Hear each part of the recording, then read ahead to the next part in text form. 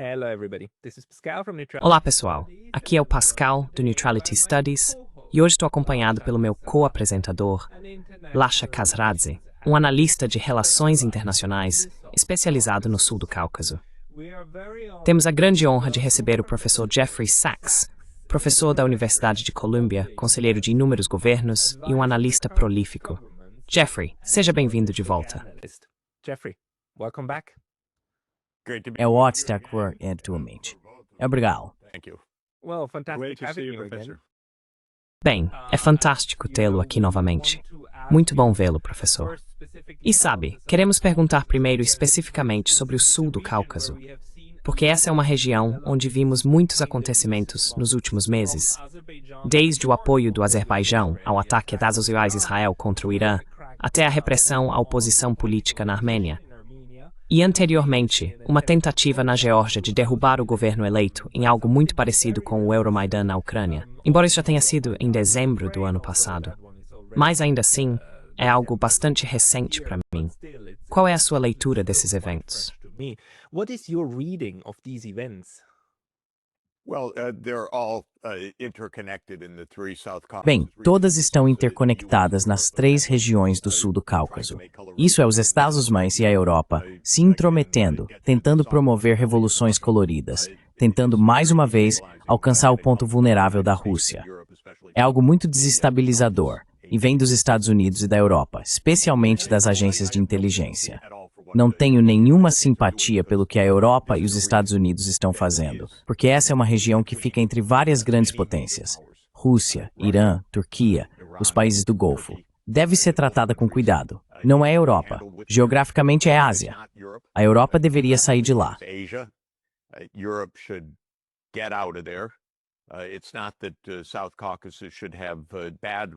Não é que o sul do Cáucaso deva ter mais relações com a Europa ou com qualquer outro.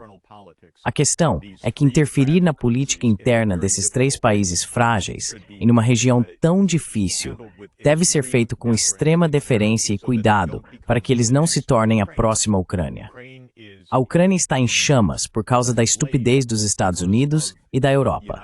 E eles estão tentando fazer isso de novo no sul do Cáucaso. O que diabos o Azerbaijão está fazendo como parte do conflito do Oriente Médio, apoiando Israel e seus ataques contra o Irã?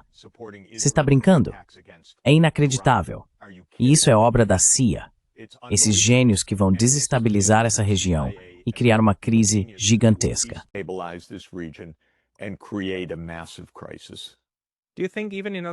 Você acha que mesmo no Azerbaijão, faz parte das operações da CIA usar o país contra o Irã? Ou é algo que realmente é autóctone, desenvolvido pela própria liderança do país?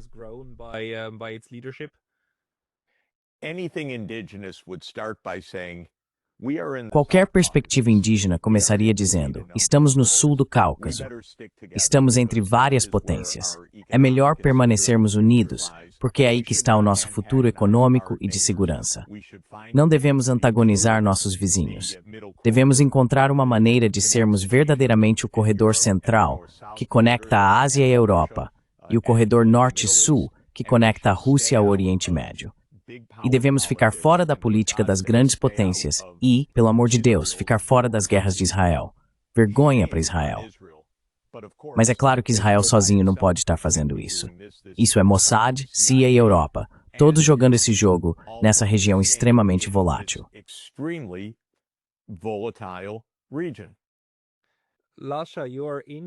Lasha, você está na Geórgia. Quero dizer, qual é a sua impressão sobre para onde a Geórgia está levando isso? Porque para mim, parece que a Geórgia está tentando sair dessa. E talvez você possa comentar sobre o que o Jeffrey disse.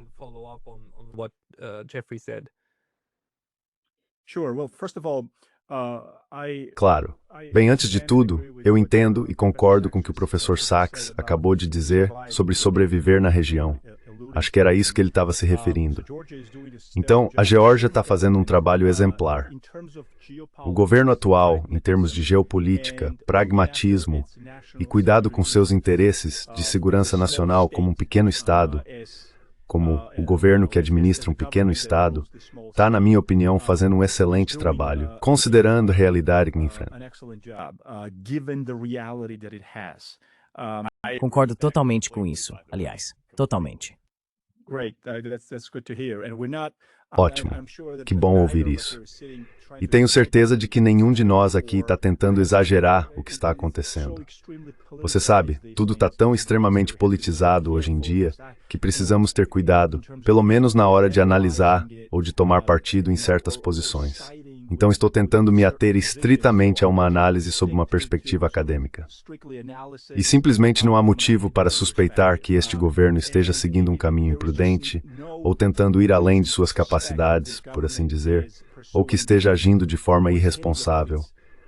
O que seria uma mudança fundamental em relação ao governo anterior, que nos levou à guerra de 2008 e quase ao fim da soberania da Geórgia, por assim dizer. Ending of the Georgian statehood, if you will. Georgia, I keep saying this, and I will continue to say, the Georgia came... Eu continuo dizendo isso e vou continuar afirmando que a Geórgia chegou muito perto, em agosto de 2008, quando a Rússia invadiu, de ser eliminada como Estado. Por isso, acredito que este governo entendeu o truque, pois a Geórgia está em um ambiente extremamente hostil. É preciso agir de acordo, ser muito pragmático e adotar uma política de zero problemas na região. E claro, assim como o professor Sachs mencionou anteriormente, a Geórgia não pode se dar ao luxo de ser beligerante contra o Ocidente. A Geórgia precisa do Ocidente, mas não da forma como o Ocidente a tratou na última década, mais ou menos.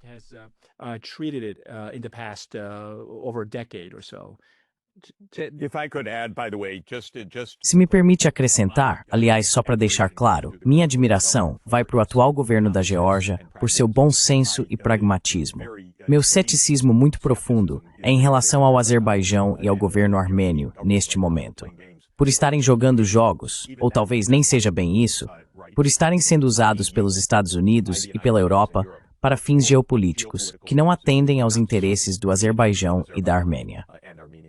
E é contra isso que realmente estou alertando. Só para deixar claro, é uma prática de longa data da CIA interferir na periferia da Rússia e agora também na periferia do Irã. E é isso que está acontecendo neste momento. E isso é extremamente perigoso.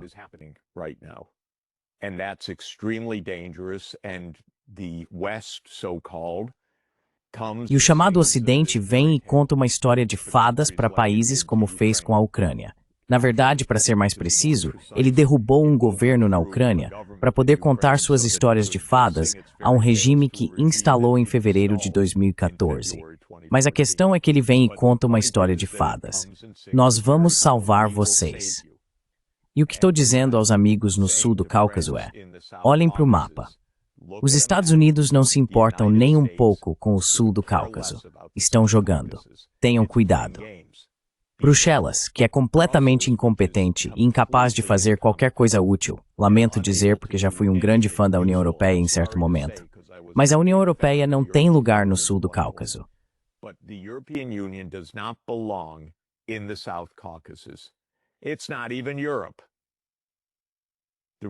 Isso nem é Europa. A linha de crista das grandes montanhas do Cáucaso é o limite entre a Europa e a Ásia. Então tome cuidado para não ser manipulado. Preste atenção aos seus vizinhos. Seus vizinhos são Rússia, Turquia, Irã, Arábia Saudita e outros. Isso é o que importa para você. Não acredite que os Estados Unidos, especialmente sob Donald Trump, vão de alguma forma salvá-lo dos seus vizinhos. Vamos lá, você está brincando? Eles vão te colocar em sérios apuros. A capacidade de Bruxelas de fazer isso é impressionante. Mas pode-se dizer que Bruxelas é uma espécie de vassalo dos X-Men. Bruxelas, na verdade, não representa a Europa, ou pelo menos os interesses europeus. Representa os interesses dos Estados Unidos.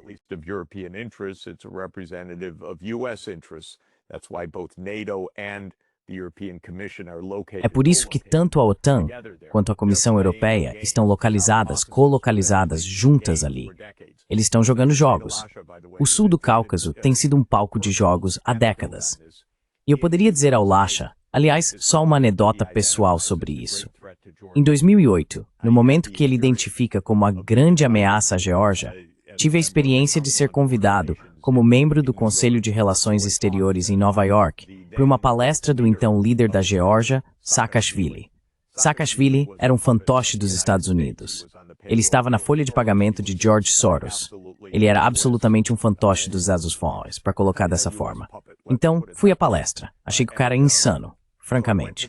Ele fez uma palestra no Conselho de Relações Exteriores. A Geórgia está no meio da Europa.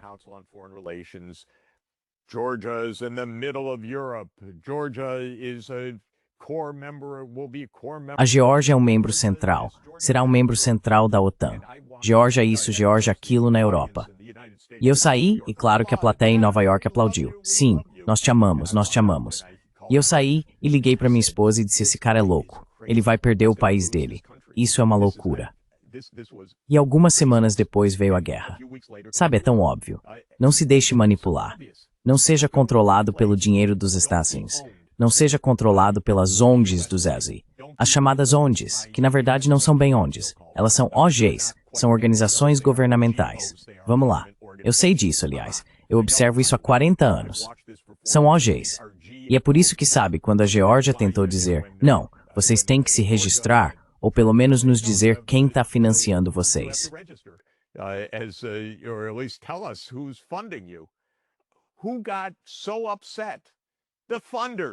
Quem ficou tão chateado? Os financiadores. Vocês vão nos expor. Vocês vão provar que isso são gols. Esse dinheiro vem de Washington. Isso é um jogo. Não caiam mais nesse jogo, por favor. Eu amo o sul do Cáucaso. Que região linda, que história incrível, que cultura maravilhosa, que paisagens deslumbrantes. Aliás, turismo fenomenal, comida, tudo. Mas não caem num jogo que vai transformar vocês na Ucrânia. É simples assim. E pelo amor de Deus, não acabem como o Azerbaijão. Fiquem fora das guerras do Oriente Médio. Fiquem fora de um genocídio acontecendo em Gaza. Não se envolvam só porque Israel oferece sistemas de segurança ou de espionagem ou qualquer outra coisa. Pelo amor de Deus, esse não é o futuro do sul do Cáucaso.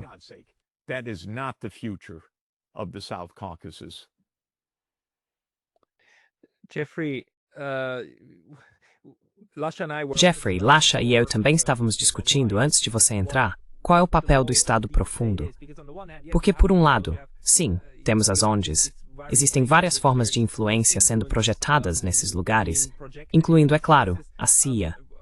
Mas por que Washington permanente parece estar sempre interessado nesses jogos?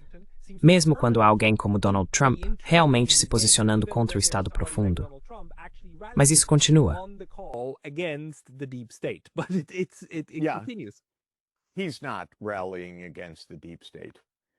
Ele não está se insurgindo contra o Estado profundo. O Estado profundo é maior do que Donald Trump. O Estado profundo significa o sistema de segurança permanente dos Estados Unidos da América. E isso, desde 1947, quando foi estabelecido, e eu diria desde 1945 com o OSS, tem sido organizado para derrotar a Rússia. Esse tem sido um objetivo primário. Agora, eu diria que o objetivo principal do Estado profundo é derrotar a Rússia e a China. E um objetivo secundário do Estado profundo é tornar Israel o hegemon local em sua vizinhança no leste do Mediterrâneo. Mas como parte de uma estratégia mais ampla, derrotar a Rússia e dar a China. Esse é o Estado profundo.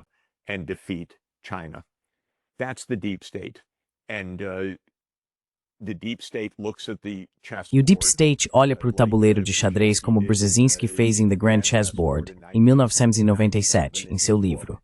E o Deep State vê cada parte do tabuleiro como parte desse jogo. E isso é encarado como um jogo.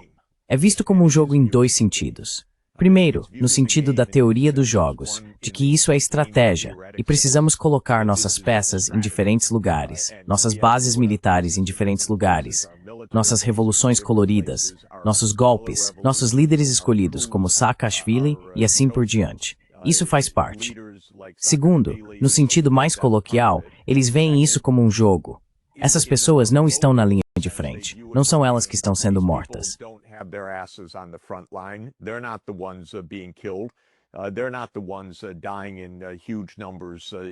Eles não são os que estão morrendo em grande número na Ucrânia, ou sendo massacrados ou morrendo de fome em Gaza. Para eles, é um jogo, como um videogame. É um combate à distância, onde nada se torna muito pessoal para eles. Por isso, estão prontos para sacrificar lugares se isso enfraquecer o inimigo deles.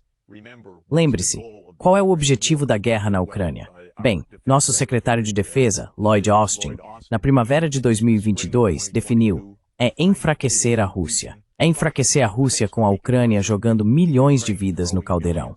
Mas essa é a ideia. Então, o Deep State tem um objetivo predominante, que é a primazia americana.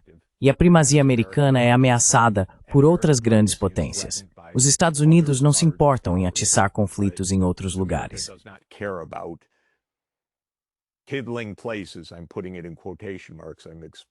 Estou colocando entre aspas.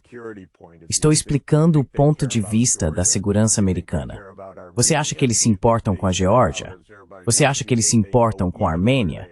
Você acha que eles se importam com o Azerbaijão? Você acha que eles sequer sabem onde ficam esses países? Bem, a única coisa que eles sabem sobre eles é que o sul do Cáucaso constitui o ponto vulnerável da Rússia. Então devemos provocar, expandir, antagonizar a Rússia, e podemos fazer isso através da região vizinha. E é assim que os Estados Unidos estão agindo em relação à China, e é assim que os Estados Unidos estão agindo em relação à Rússia. Existe um artigo de 2019 que seria engraçado se não fosse tão trágico. É um artigo da Rand Corporation, chamado Extending Russia. A Rand Corporation faz uma lista. The Rand Corporation makes a list. What are all the things we can do to annoy Russia? Quais são todas as coisas que podemos fazer para irritar a Rússia? Esse é realmente o propósito dos Estados Unidos da América, irritar a Rússia. Bem, sim, de acordo com a visão deles, porque estamos tentando desestabilizar a Rússia, mantê-la na defensiva, impedir seu desenvolvimento econômico, impedir que desenvolva relações econômicas normais, inclusive através do sul do Cáucaso. Porque o comércio russo com o sul do Cáucaso e com a região do Golfo seria altamente benéfico. Ou impedir que o sul do Cáucaso seja o corredor leste-oeste, o corredor do meio entre a Ásia e a Europa. Eles não querem isso. O que eles querem é enfraquecer a Rússia. Então esse é o objetivo principal.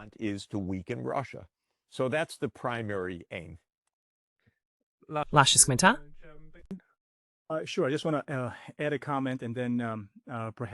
Claro.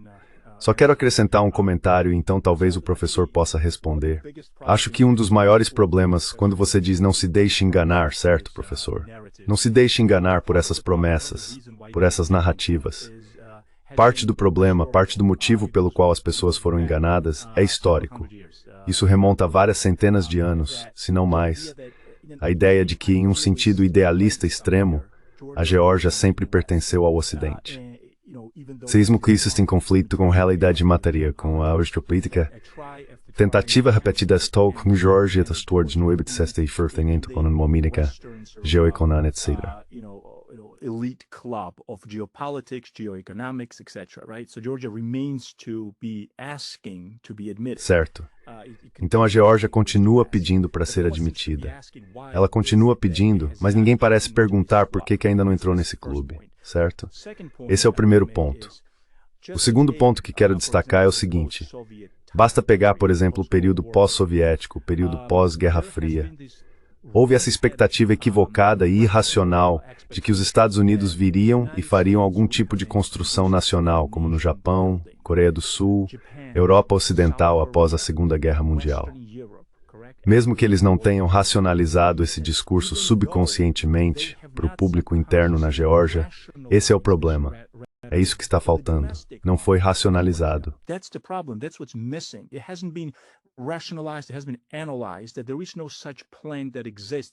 Foi analisado que não existe nenhum plano no Cáucaso do Sul em que, não apenas o Ocidente coletivo, mas digamos os Estados Unidos, com sua liderança e enormes recursos, possa entrar e reconstruir o Cáucaso do Sul por causa da Geórgia, ou simplesmente cuidar da Geórgia, reconstruir a Geórgia e deixar todo o resto igual como está no Cáucaso do Sul.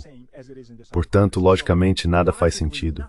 E, no entanto, existe essa retórica, essa ingenuidade, essa confusão, essa espécie de expectativa subconsciente de que a América ainda vai entrar com a OTAN e incentivar a União Europeia a cuidar do Cáucaso do Sul, como se nenhum outro país jamais tivesse existido ou existisse no Cáucaso do Sul, contra quem essas políticas serão percebidas.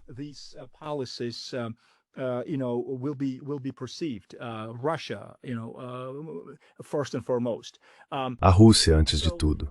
Então isso é realmente um conflito mental. um conflito sociológico com a realidade. E essa expectativa de que os Estados Unidos viriam e fariam algum tipo de plano Marshall para o sul do Cáucaso é um absurdo. Isso nunca esteve sequer nos planos.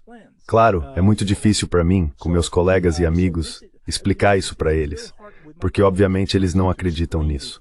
E eles ficam tão surpresos que essa foi a força motriz por trás desses 30 anos de ingenuidade e idealismo que basicamente nos levaram a 2008. E então, você sabe, a Agenda da Liberdade, e Dick Cheney e Victoria Nuland vindo e nos dizendo que a Geórgia era o farol da liberdade, e assim por diante. Então, quais são seus comentários sobre isso? So what are your comments on that? What you know, if you could add... Many things come to mind. Muitas coisas vêm à mente. Em primeiro lugar, o legado do Plano Marshall, no final dos anos 40, e o apoio à reconstrução do Japão na mesma época, foram específicos do período da Guerra Fria, quando os Estados Unidos se posicionaram como o novo hegemon global, desafiado por uma potência, a União Soviética. Assim, os Estados Unidos construíram essa aliança, ou tentaram construir essa aliança, contra o comunismo soviético. Essa era a ideia. Não houve nada parecido desde então. Portanto, primeiro, o sul do Cáucaso não é a Europa Ocidental de 1949, e nunca será. Naquela época, havia uma potência dominante e uma segunda superpotência, a União Soviética, e tínhamos esse conflito bipolar, muito perigoso.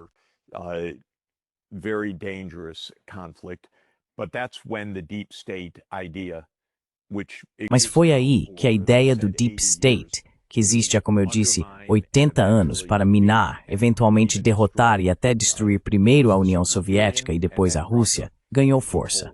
E isso continua até hoje de forma notável, porque mesmo depois de 1991, quando a União Soviética acabou e os governos russos diziam só queremos cooperar, só queremos ter relações normais, os Estados disseram não, vocês têm que se ajoelhar, têm que ser subservientes a nós. E mais do que isso, vamos quebrar vocês em pedaços.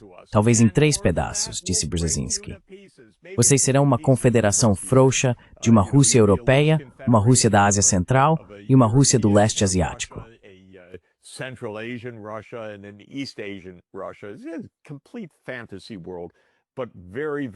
É um mundo completamente fantasioso, mas muito, muito perigoso. Ok, lá, não foi. Não significou. Bem, eu ia dizer isso. A mudança fundamental no mundo desde então não é apenas que era ilusório naquela época, mas agora estamos claramente em um mundo multipolar, onde os Estados Unidos nem sequer começam a ter o poder, a influência, o interesse ou os recursos financeiros para fazer qualquer uma dessas coisas. Somos um país altamente endividado. Pegamos enormes empréstimos todos os anos, só para manter o governo funcionando. Os Estados Unidos e a Europa não vão construir o Cáucaso do Sul. Eles querem irritar, provocar e potencialmente desestabilizar a Rússia. Isso é o oposto de desenvolvimento econômico.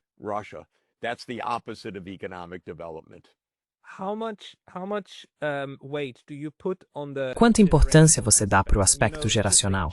Sabe, assim como o Japão, quando o Japão foi ocupado, o MacArthur chegou a pensar que o Japão deveria ser neutro. E isso, claro, era uma geração de pessoas que cresceram nas décadas de 1910 e 1920 e viram e cresceram nos Estados Unidos antigos. Agora as pessoas no poder são aquelas que cresceram, ou melhor, atingiram a maioridade nos anos 80, 90 e 2000, certo? E agora estão na casa dos 50 e 60 anos. Qual é o peso disso? Tipo, quando você era jovem, e o que você viu, como era o mundo naquela época? When you were young and what you saw what the world was then.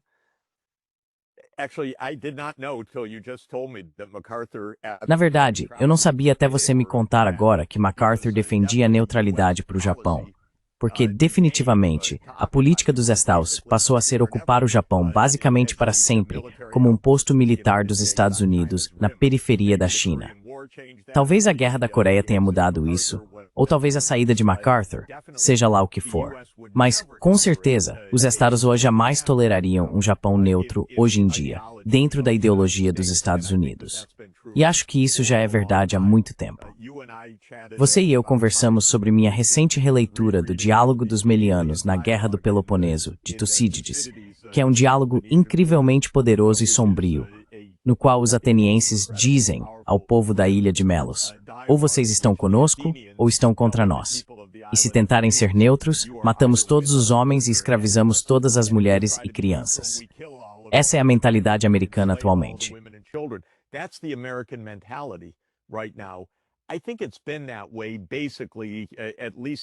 Acho que tem sido assim basicamente pelo menos desde que John Foster Dulles se tornou secretário de Estado, ou desde o NSC 68 em 1950, quando os Estados Unidos embarcaram totalmente na cruzada da Guerra Fria, que era uma cruzada para derrotar o inimigo e se tornar o policial do mundo. Depois de 1991, a ideia de que os Estados Unidos seriam o policial do mundo, que quando eu estava crescendo tinha uma conotação negativa. Ah, você acha que é o policial do mundo. Mas, para os neoconservadores, isso era um elogio. Nós assumiremos, como eles chamavam, as funções de polícia do mundo, que os Estados Unidos seriam o policial do mundo. O que eles queriam dizer era que os Estados Unidos iriam comandar o mundo, e todos os outros iriam se encolher ou se curvar, ou de qualquer forma demonstrar obediência aos Estados Unidos. O problema com isso é que é uma ilusão, porque como o presidente Lula disse recentemente, não precisamos de um imperador. President Lula recently said we don't need an emperor, so we don't want one person dictating to the Portanto, rest of the world. não queremos que uma pessoa dite as regras para o resto do mundo. Não existe uma única superpotência no mundo. Voltando ao sul do Cáucaso, veja, boas relações com a China são ainda mais importantes para o futuro econômico do sul do Cáucaso do que boas relações com os Estados Unidos, para ser absolutamente direto.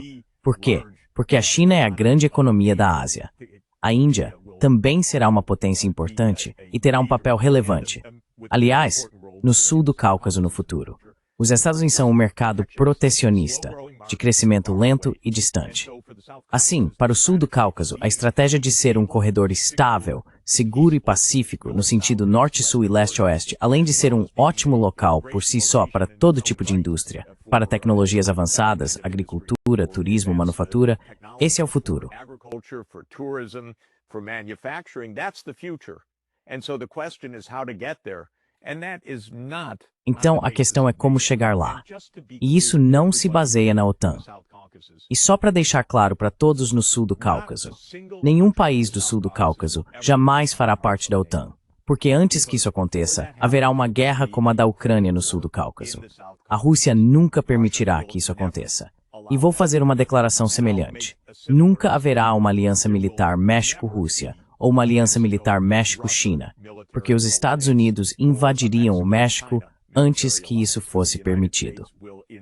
Portanto, grandes potências não devem montar seus acampamentos nas fronteiras de outras grandes potências. Esse é o ponto mais básico de sobrevivência neste mundo.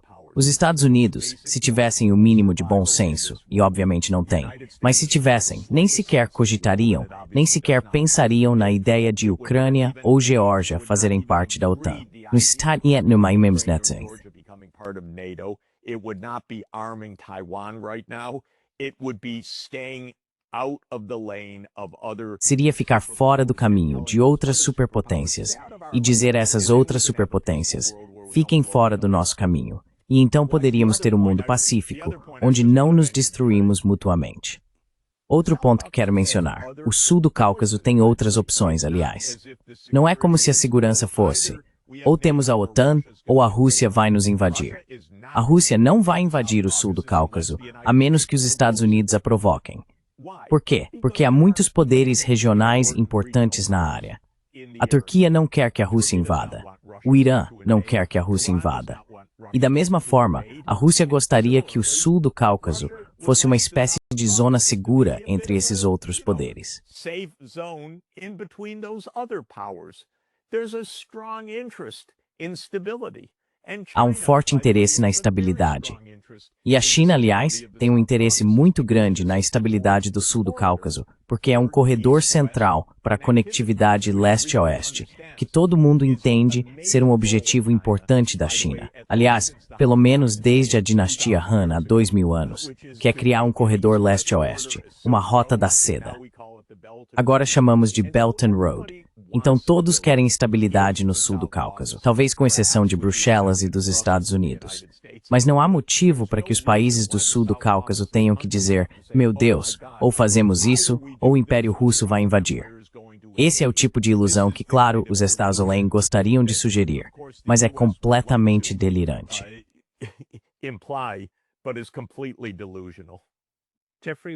Jeffrey, precisamos respeitar o seu tempo e gostaríamos de agradecer por todas essas explicações, pois são muito valiosas. Então, muito obrigado por tudo isso.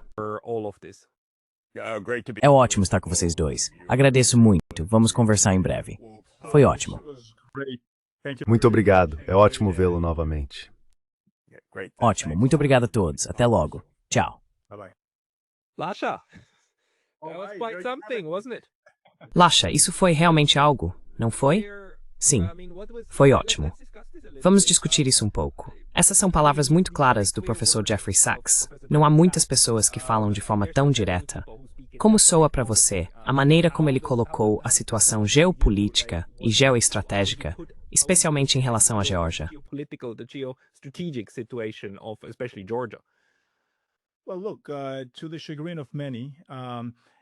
Bem, veja, para o desgosto de muitos, isso soa absolutamente correto.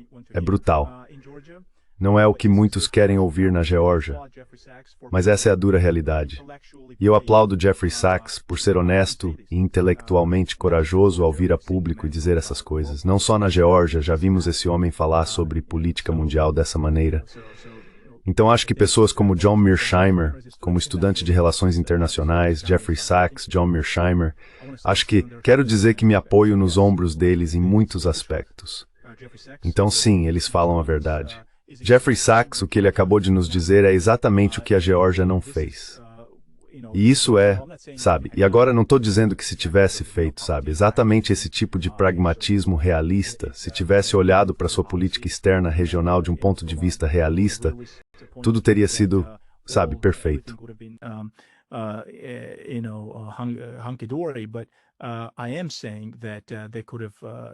Mas o que estou dizendo é que eles poderiam ter minimizado tanto o separatismo, as chances de separatismo, mesmo que a Rússia tenha desempenhado um papel enorme nisso. Mas há razões para isso. E também eles poderiam ter minimizado, se não eliminado, as chances da invasão russa de 2008, quando Moscou reconheceu a Ossétia do Sul e a Abcásia como estados independentes dentro do estado georgiano. Então só pense nisso. É notável. Pense nisso.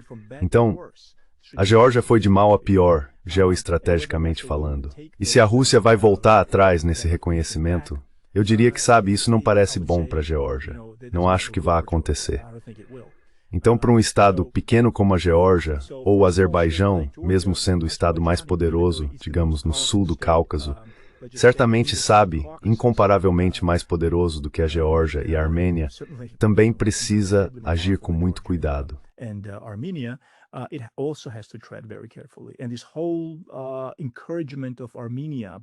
E todo esse incentivo do Ocidente coletivo para que a Armênia entre para o seu campo estratégico que eles vão se juntar, pense bem nisso. A Armênia apertando a mão de Erdogan, Pashinyan apertando a mão de Erdogan. Isso é uma espécie de revolução diplomática que está acontecendo na Armênia, sabe? Voltando na história. Mas veja, isso não se sustenta. Simplesmente não pode.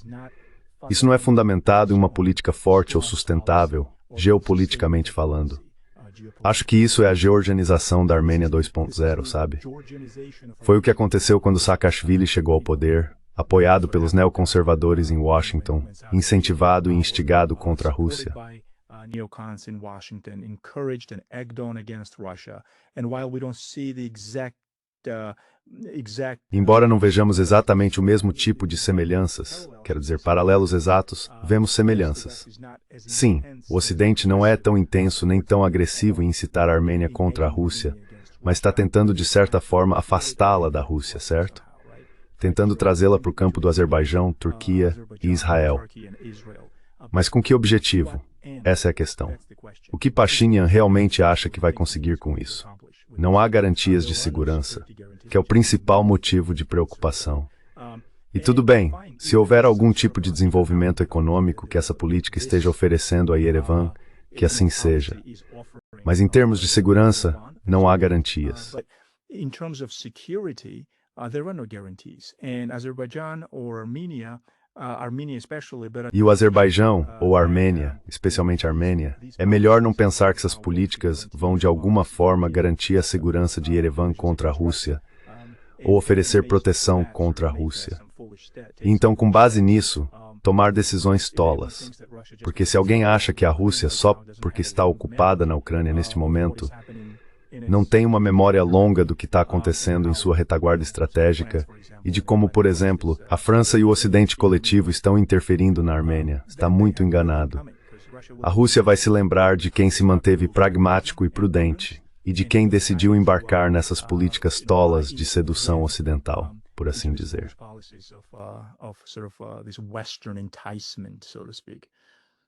Do we currently see any Atualmente, vemos algum relaxamento na relação entre Rússia e Geórgia? Quero dizer, seus países, novamente devemos lembrar, eles não têm contato diplomático direto, apesar do fato de o Ocidente continuar dizendo: Tbilisi, o Partido Sonho Georgiano é tão pró-Rússia. Quero dizer, eles nem sequer querem estabelecer contato diplomático direto. Ainda passa pela Embaixada Suíça, certo? Ou seja, por meio da mediação suíça, conversando oficialmente um com o outro. Estamos vendo algum tipo de reaproximação neste momento. Além disso, no que diz respeito à questão das regiões separatistas dos dois países, Abkhazia e Ossétia do Sul. breakaway regions, Abkhazia and South Ossetia? Não, a resposta curta é não. Existe uma conversa que sempre paira em segundo plano. Mas veja, a Rússia não fez isso para reconstruir a Abkhazia ou transformá-la em uma joia do Mar Negro. Há uma enorme corrupção e dependência de drogas. Eu imagino que o mesmo esteja acontecendo na Ossétia do Sul. Esses territórios não estão sendo reconstruídos por Moscou. Esse não é o propósito da Abkhazia para Moscou. Na verdade, russos poderosos, ricos e abastados vão para lá para adquirir mais território, para comprar mais terras. E isso acaba provocando os ultranacionalistas na Abkhazia e há um conflito ali. Mas, novamente, eles são impotentes. Eles não podem fazer nada contra a Rússia em relação a essas políticas.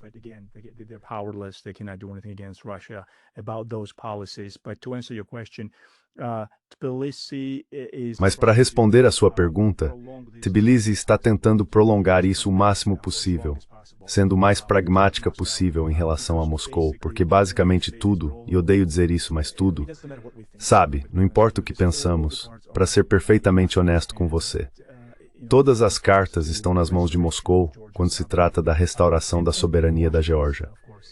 E em Washington, claro, até certo ponto. Mas principalmente acho que a ironia aqui é que, se houver alguma solução para isso, ela está entre Tbilisi e Moscou. E Moscou, com o incentivo, a ajuda e a legitimação de todo o processo por parte de Washington, claro. Mas isso, nesse momento, isso está tão distante. É só um sonho agora. A Geórgia está longe disso. A relação entre Tbilisi e Moscou está muito melhor, claro. O comércio foi retomado. As viagens entre os dois países foram retomadas.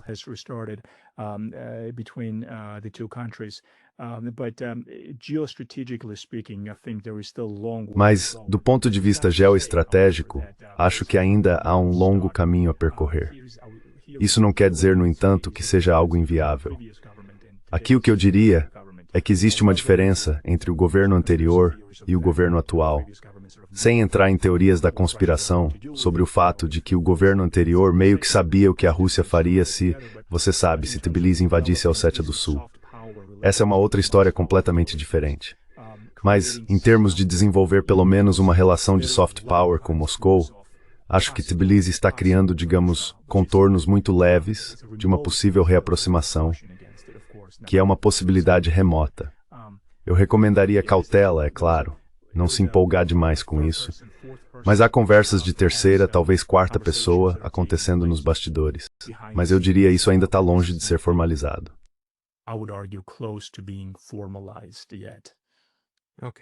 Certo. Algumas coisas só precisam de tempo. Mas se as coisas não piorarem, isso já é algo bom em certas circunstâncias, não é? Bem, essa é a escolha que a Geórgia tem, infelizmente, na região. No geral, a grande estratégia aqui é que enquanto houver, na região do sul do Cáucaso, a eliminação de uma ameaça, uma ameaça à segurança contra a Rússia, como Moscou enxerga, porque a Geórgia nunca ameaçou a Rússia. Nós sabemos disso. Não pode. É ridículo. Mas estamos falando do Ocidente coletivo usando a região, certo? Assim como o professor acabou de mencionar.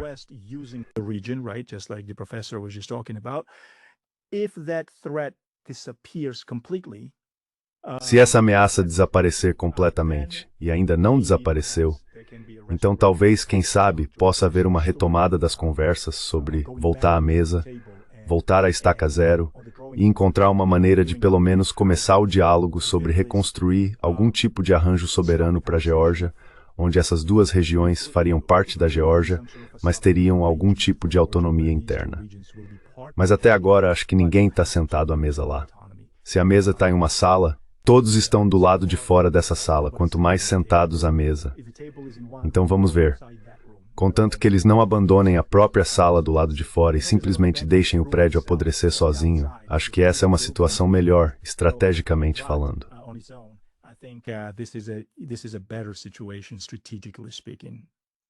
Right, because the point is, if there's Certo, porque a questão é a seguinte: se houver uma solução política para a soberania da Geórgia e uma retirada completa das forças russas, isso, na verdade, do ponto de vista russo, representa menos garantia de que sua área vulnerável permanecerá segura, certo? Então, seriam necessárias garantias muito sólidas para a Rússia, para que eles tivessem incentivo para tentar mudar o status quo. Porque o status quo, do ponto de vista de Moscou nesse momento, é aceitável, certo? Essa é a questão.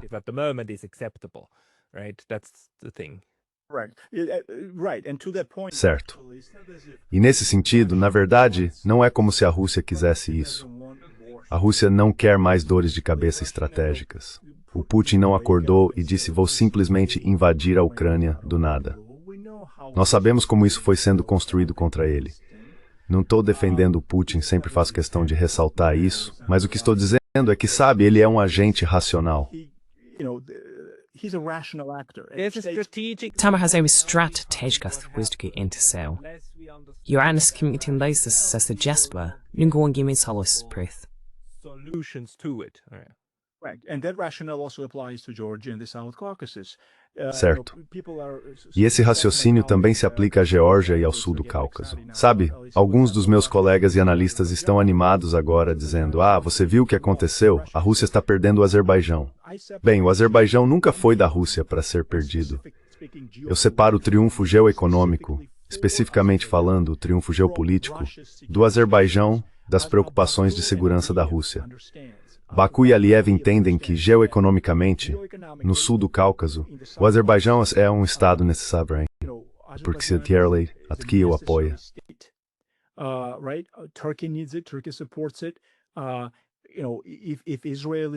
Sabe, se Israel está considerando o Azerbaijão como uma possível plataforma contra o Irã, apenas cite os fatos. Não estou dizendo se isso é certo ou errado por um segundo. Mas então, sim, isso torna o Azerbaijão muito mais necessário, muito mais indispensável como um estado no sul do Cáucaso. Mas mesmo assim, isso não tem nada a ver com a competição do Azerbaijão em termos de segurança contra a Rússia. Porque quando tudo aquilo aconteceu em Ekaterimburgo, quando o escândalo aconteceu e os russos prenderam alguns agentes problemáticos, agentes azerbaijanos, então o Azerbaijão meio que retribuiu prendendo russos, que ao que parece eram programadores de computador. É realmente estranho, porque eram azerbaijanos na Rússia, cidadãos russos de etnia azeri. É muito estranho que o Azerbaijão tenha reagido dessa forma. Certo. E foi apenas um jogo político para provar um ponto mais fundamental, mostrando que o Azerbaijão não é mais o irmão mais novo de Moscou e que pode cuidar de seus interesses econômicos e de segurança nacionais sem a Rússia. Você sabe, venceu a guerra, recuperou Nagorno-Karabakh e está decidindo suas próprias políticas geoeconômicas com a Turquia e o restante da Europa. Tudo bem, mas isso acabou se confundindo com a ideia de que Putin ou a Rússia não conseguem mais lidar com a geopolítica ou com suas necessidades e interesses de segurança na região. E essa é uma maneira muito enganosa, para não dizer superficial, de enxergar a situação. A Rússia sempre terá poder suficiente para cuidar de seus interesses de segurança nacional na região militarmente, certo?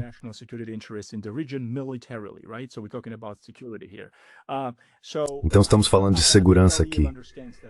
Acho que Aliyev entende isso perfeitamente bem. E acredito que estamos vendo agora que toda a situação se acalmou. Também acho que Putin entende que sim, seu aventureirismo na invasão da Ucrânia resultou em custos de oportunidade que a Rússia precisa arcar.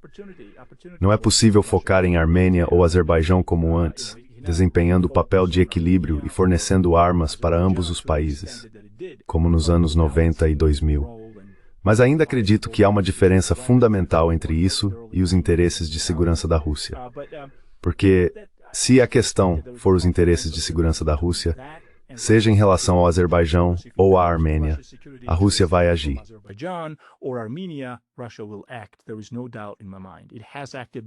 Não tenho dúvidas quanto a isso. Já agiu antes, e a história é uma prova contundente disso. Portanto, a Geórgia, nesse sentido, está desempenhando mais uma vez um papel muito inteligente e astuto. Ela adota essa política de zero problemas com os vizinhos, e acredito que deve continuar com essa política, porque do contrário, simplesmente não pode se dar ao luxo de mudar o equilíbrio ou se aliar a alguém. E aliás, no sentido clássico, não existe uma estrutura de alianças no sul do Cáucaso, certo? Todos esses países querem seguir seus próprios caminhos, eles têm seus próprios interesses. E além disso, com quem eles iriam se aliar?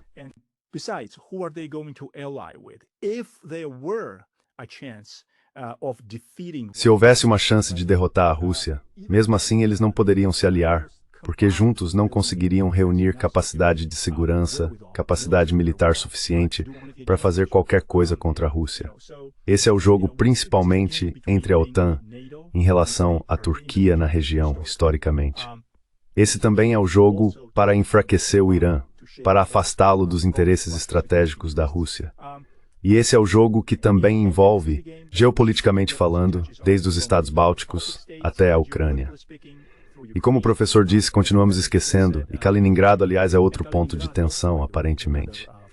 Königsberg, como todos sabemos, que atualmente é território russo.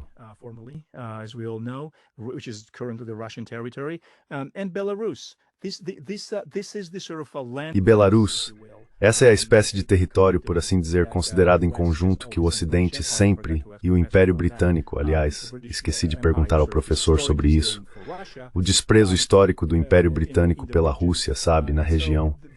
E essas coisas, mesmo que não estejam se repetindo de forma idêntica à história, certamente rimam. Ainda há padrões semelhantes se desenrolando que trazem à tona memórias do grande jogo e da competição estratégica. Mas, novamente, o Ocidente não conseguiu fazer nada a respeito disso por séculos. E me parece que continua fracassando enquanto falamos, ao adotar essas políticas. O que a Europa Ocidental está pensando? Onde está a Europa Ocidental agora? What is Western Europe thinking? Where is Western Europe now? It sacrifices a lot, you know. Você sacrifica muito, sabe? Você sacrifica muito por certas crenças. E nós já vimos isso. Quando poderes que entendemos puramente do ponto de vista econômico e geoestratégico se lançam em uma luta desesperada como isso termina. Quero dizer, novamente, foi isso que aconteceu com o Japão. Em 1941, muitos observadores na Europa entenderam muito bem que quando o Japão resolveu enfrentar Pearl Harbor, isso provavelmente terminaria mal para o Japão. Mesmo, avsäkerhetspolitiska Sverige Tetsuinis, Strike-Woods-Smoothing-3. Ponto final. In the beginning, but it was clear that you would run out of oil, period. And you cannot, if you E você não pode, se você entrar nessa disputa de todos os lados, estará se colocando em desvantagem. E me parece que os europeus estão fazendo exatamente isso no momento. Eles estão se jogando em tantas disputas que de qualquer ângulo que se olhe, será uma luta perdida. Sim, você pode derramar sangue por isso, mas não vai ser bonito. Então eu espero que o sul do Cáucaso, e especialmente a Geórgia, entendam que esse não é o grupo com o qual se deve estar. Isso não significa que você tenha que se juntar à Rússia. Não significa que você tenha que se juntar ao Irã. Apenas não é esse o grupo com o qual se deve estar.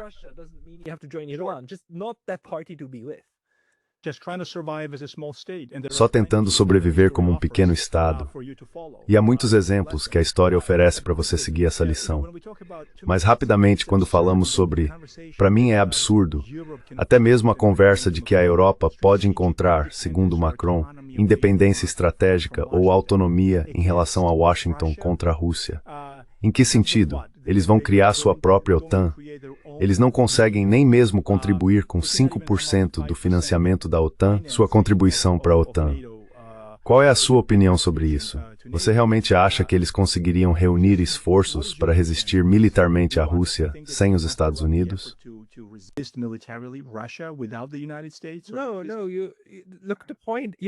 Não. Olha, a questão é que você não precisa resistir à Rússia se tiver um bom relacionamento com a Rússia. E, na verdade, hoje mesmo li novamente o discurso de política externa que Putin fez em 14 de junho de 2024 para toda a sua equipe de política externa em Moscou, onde ele também expôs o que seria necessário para acabar com a guerra na Ucrânia.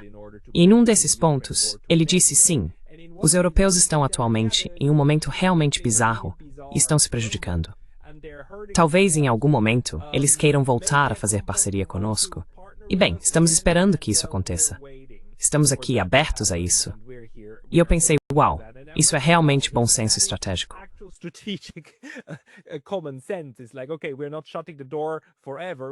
É como se disséssemos, ok, não estamos fechando a porta para sempre. Só estamos esperando até que volte a haver bom senso por lá. Porque atualmente, eu realmente acho que os russos entendem que isso não tem nada a ver com uma análise nacional, racional, sobre o que esses diferentes lugares precisam. Então, nesse sentido, acredito que há um futuro, uma vez que a Europa entenda que tem interesses nos quais, às vezes, coopera com Washington, às vezes com Moscou, às vezes com Pequim, e é um dos polos. Acho que esse é o melhor a que a Europa poderia aspirar, embora talvez já esteja muito além disso, e precise passar por tempos muito, muito piores, antes que algum tipo de racionalidade possa voltar a prevalecer.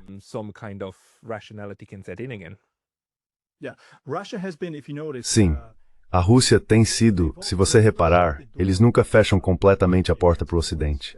Eles estão sempre abertos. Mesmo agora eles dizem que há uma conversa a ser feita. Eles nunca mais tentariam ser, sabe, outra parte.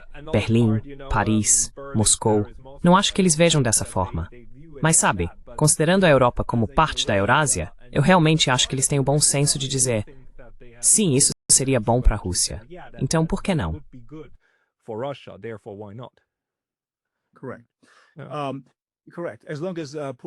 Correto. Correto. Enquanto Putin, mas a longo prazo, porém, a questão permanece.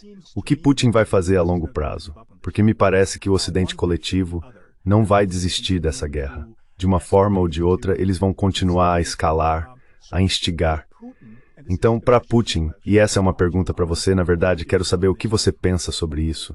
Para Putin, você acha que quanto mais cedo ele terminar com isso, melhor será estrategicamente para ele? Ou você acha que há algum tipo de vantagem em prolongar isso, sabendo que ele vai vencer?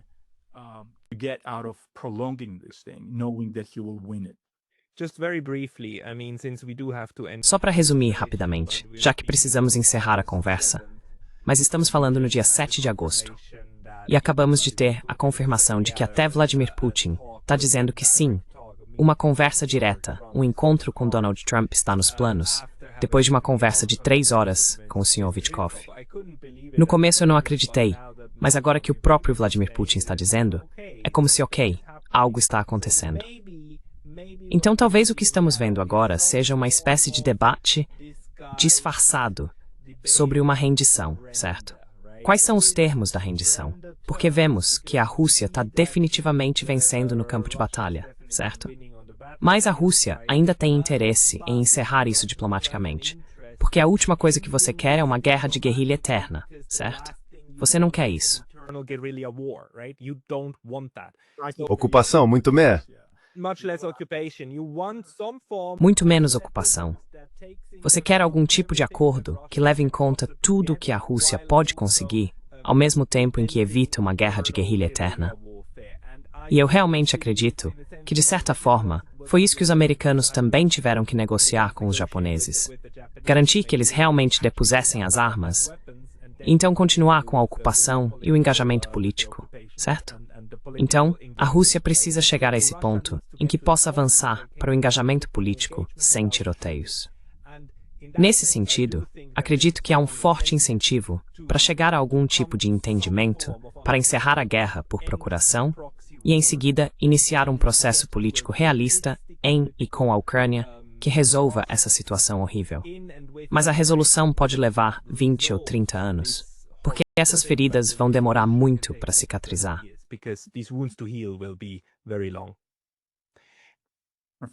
Infelizmente, tudo isso por ter evitado e por querer ela de sangue vilar ser grande estritada. Isso é...